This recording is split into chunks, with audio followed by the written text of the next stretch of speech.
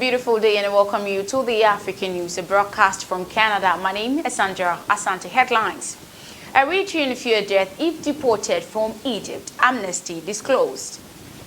Mass suffering caused by Tigray, will UN is reiterating this one. And South Sudan, WFP to cut food aid to over 100,000 displaced people in South Sudan. This and more stories coming up after the break.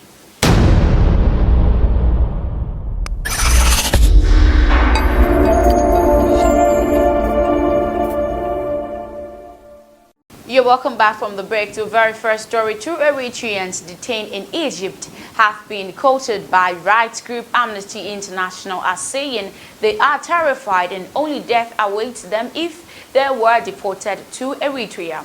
Amnesty, along with other groups and activists, have launched a campaign to secure the release of Kibum Adanom, Ak Zaki and Alem Tesfi Ibrahim to prevent their deportation. The campaign was launched following reports that the deportation of the two detainees without charge in Egypt for more than 8 years were imminent. Eritrean advocacy group says the two fled indefinitely military description, which is mandatory for most young Eritreans.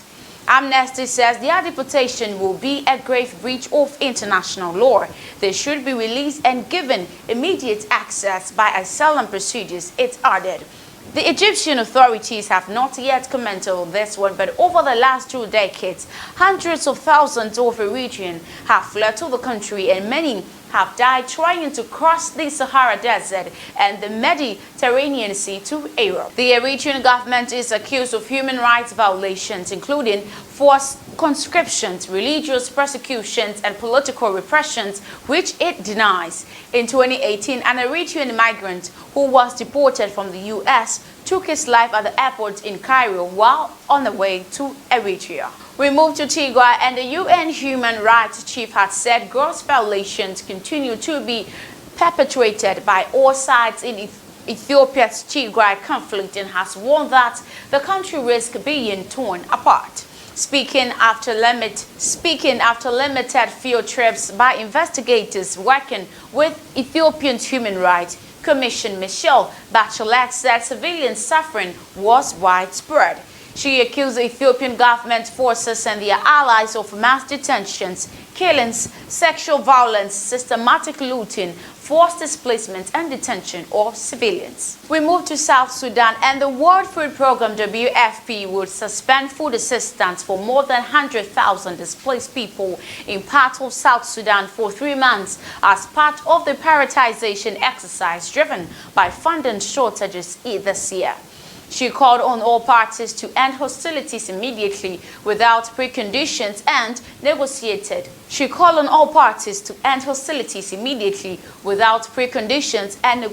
a last ceasefire.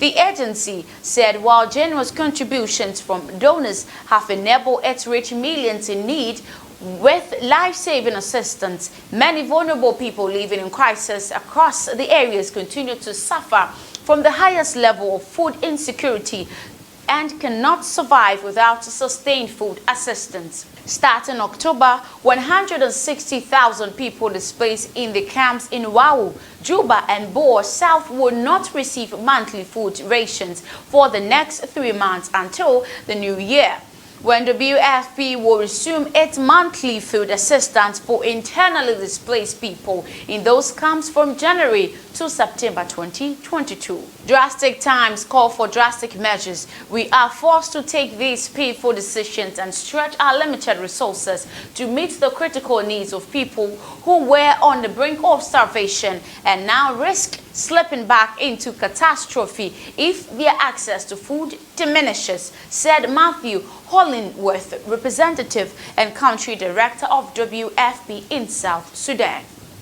Its funding levels continue to drop. We may have no choice but to make further cuts as the needs of the vulnerable communities continue to outpace valuable and available resources, he added.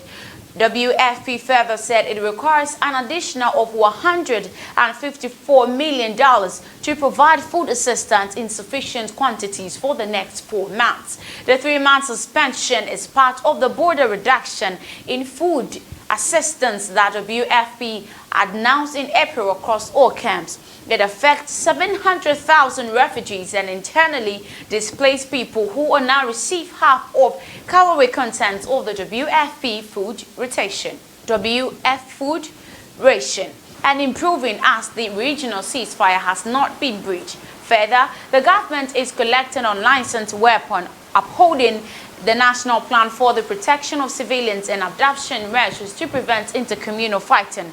He added, the diplomat went further to say that 15-year-old punitive measures have had completely lost their grounds and they are no longer justified. He concluded that his country is undergoing a crucial transformation, underscoring that lifting sanctions will allow the government to rebuild the capacity of its security forces and law enforcement agencies. This is where I draw the curtains on African news. My name is Sandra Asante. This is where I draw the curtains on African news. My name is Sandra Asante. Do have a blessed day.